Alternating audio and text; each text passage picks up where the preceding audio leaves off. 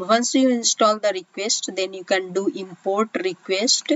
And what we are doing, we are going to retrieve from the any websites any message. So let's see, like if you give the URL of the LinkedIn, for example, so URL LinkedIn, you will write https and column / linkedin.com, and here you give response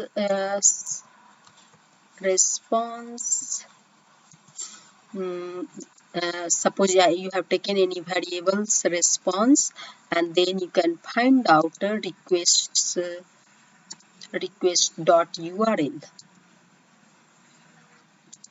URL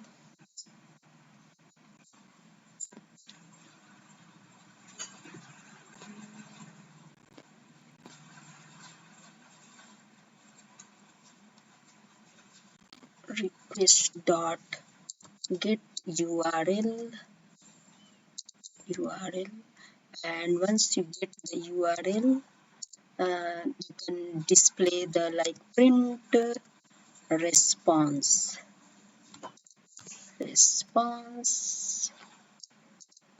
and save it, and let's right click and run Python file in terminal. This prompt will time out in 60 seconds. And here response 200, you got it, response 200. And suppose if you want to get the actual data, then you need to write the response dot content, control S, and then right click, run Python file in terminal, and see you are getting some actual data here. You can see here.